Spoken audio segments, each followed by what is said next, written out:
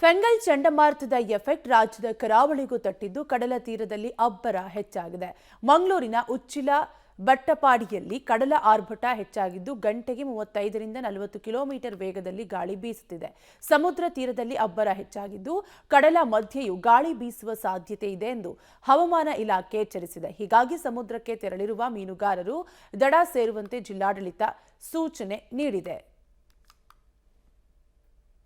ಚಂಡಮಾರುತದ ಪ್ರಭಾವ ರಾಜ್ಯದ ಕರಾವಳಿಗೂ ತಟ್ಟುತ್ತೆ ಅನ್ನುವಂಥ ಮಾಹಿತಿಯನ್ನು ಈಗಾಗಲೇ ಹವಾಮಾನ ಇಲಾಖೆ ಕೊಟ್ಟಿದೆ. ಆ ಹಿನ್ನೆಲೆಯಲ್ಲಿ ನಾವು ಗಮನಿಸುತ್ತಿದ್ದರೆ ರಾಜ್ಯದ ಕರಾವಳಿಯ ಕಡಲ ತೀರಗಳು ಅಬ್ಬರಿಸ್ತಾ ಇದೆ. ಮಂಗಳೂರಿನ ಉಚ್ಚಿಲ ಸೋಮೇಶ್ವರ ಬಟ್ಟಪಾಡಿಯ ಕಡಲ ತೀರವನ್ನು ಗಮನಿಸುವುದಾದರೆ ಭಾಳಷ್ಟು ಮಾಮೂಲಿಗಿಂತ ಹೆಚ್ಚಿನ ಅಲೆಗಳ ಅಬ್ಬರ ಇರುವಂಥದ್ದು.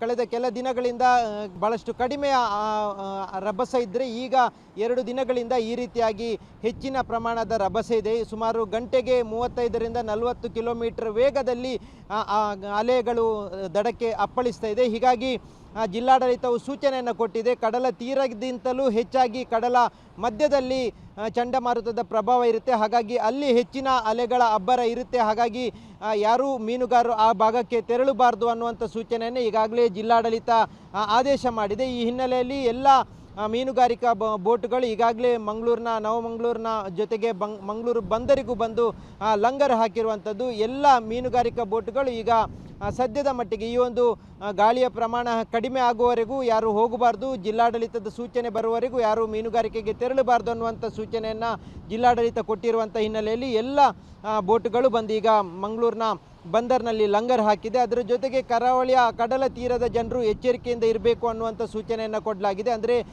ಪ್ರತಿ ನಿಮಿಷದಲ್ಲೂ ಹೆಚ್ಚಿನ ಪ್ರಮಾಣದ ಗಾಳಿ ಬರುತ್ತೆ. ಈಗಾಗಲೇ ನಾವು ಈ ಸಂದರ್ಭದಲ್ಲೂ ಗಮನಿಸದಿದ್ದರೂ ಕರಾವಳಿಯ ಕಡಲ ತೀರದಲ್ಲಿ ಹೆಚ್ಚಿನ ಕಡೆಗಳಲ್ಲಿ ಗಾಳಿಯ ರಭಸ ಹೆಚ್ಚಾಗಿದೆ.